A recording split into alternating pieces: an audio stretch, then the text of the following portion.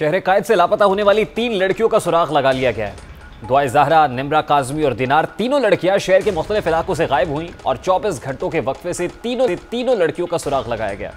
सऊदाबाद से मुबैना तौर पर लापता होने वाली निम्रा का सुराग तो लगाया गया, मगर इंकशाफ हुआ कि उसने DI खान में नजीब शाहरुख नामी लड़के से निकाह कर लिया है। साथ ही उसने वालिद पर हिरासा करने का और ज़बरदस्ती करने का और दबाव डालने का इल्ज़ाम आयद किया।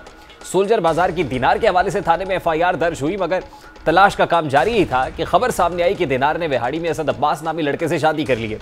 कराची में सबसे ज्यादा दुख और तकलीफ दुआ ज़हरा के गायब होने पर थी, जिसके हवाले से पूरी कौम हाथ उठाई थी, मगर आज दुआ ज़हरा भी सामने आ गई है और उसने भी निम्रा काज़मी की तरह अपने वालिद पर ज़बरदस्ती शादी कराने का इल्ज़ाम आयद किया है। जबकि वालिदैन आज भी दावा कर रहे हैं कि उनकी बेटी कब उम्र है। ज़हरा क्या कह रही है और उसके वालिदैन क्या कह रहे हैं, जरा उसकी एक झलक आपके सामने रखते हैं। मेरा नाम दुआ ज़हरा काज़मी है। मैंने अपनी मर्ज़ी से ज़हीर अहमद से शादी की है। मेरे घर वाले ज़बरदस्ती मेरी शादी किसी और से करवाना चाह रहे थे, मुझे मारते थे, जिस पे मैं राज़ी नहीं हूँ। मेरी उम्र 18 साल है। मैंने अपनी मर्ज़ी से ज़हीर अहमद से कोर्ट मैरिज की है। मैं ज़हीर अहमद को नहीं जानता। जो शख्स उसे उठा के लेके गया है वो उसने एक क्राइम किया है कि वो एक अंडर एज लड़की को लेके गया है। 13 साल 11 महीने और 17-18 दिन की बच्ची थी वो। उसका उन्होंने जो निकाहनामा वहाँ बनाया वो 18 साल का था। ये मेरे पास सारे एविडेंसेस हैं, अगर उनके पास कोई एविडेंस है तो वो सामने लाएं। दुआ ज़हरा बाजियाब तो हो गई है, जैसे आज लाहौर में मॉडल टाउन कचहरी में जुडिशल मैजिस्ट्रेट तसव्वुर इकबाल के सामने पेश भी कर दिया गया है। अदालत ने दुआ ज़हरा को शौहर के साथ जाने की इजाज़त भी दे दी है। अदालत ने कहा कि दुआ ज़हरा की मर्जी है, जहां चाहे रहे। अदालत ने फैसला सुनाते हुए दुआ ज़हरा को शौहर के साथ जाने की इजाज़त दी। इन्वेस्टिगेशन ऑफिसर ने दुआ की सिक्योरिटी के लिए दारुल अमान जाने की इस्तदा की थी, ताहम दुआ ज़हरा ने अदालत में बयान दिया कि मेरी उम्र 18 साल है और बालिग हूँ। मैं अपनी मर्जी से कराची से लाहौर आई हूँ और मुझे किसी ने अगवा नहीं किया। सवाल यह है कि कमसिन बच्चियाँ अपने वालिदैन से बागी क्यों हुई हैं? कौन से ऐसे अवामिल हैं जो उन्हें कराची से सैकड़ों मील दूर लाहौर, विहाड़ी और तौनसा तक ले गए?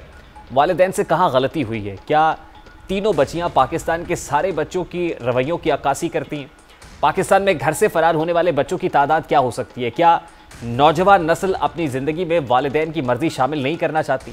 क्या वालिदैन बच्चों पर जोर ज़बरदस्ती करते हैं? चारों सूबों और गिलगित बल्तिस्तान के डेटा के मुताबिक कमसिन बच्चियों के घर से फरार से वाक़यात में इजाफा हो गया है। पुलिस रिकॉर्ड्स के मुताबिक पंजाब से 1271 कमसिन लड़कियां घर से फरार होकर दारुल अमान या दीगर मराकज़ पहुंची। सिंध से 664 लड़कियों ने जाए पनाह की तलाश में घर बार छोड़ा। इसी तरह KP से साल 2021 के दौरान 925 लड़कियों के फरार की रिपोर्ट्स दर्ज कराई गई, जबकि बलूचिस्तान और गिलगित बल्तिस्तान से बेतरतीब 23 और 31 लड़कियां फरार हुई।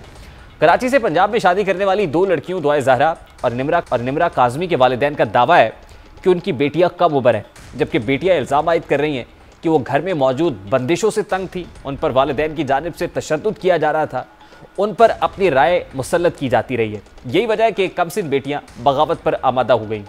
वालिदैन बच्चों में अपने दौर के बच्चों को तलाश करने की कोशिश करते हैं, लेकिन आज वालिदैन से बच्चे करीब होकर भी बहुत दूर हो चुके हैं।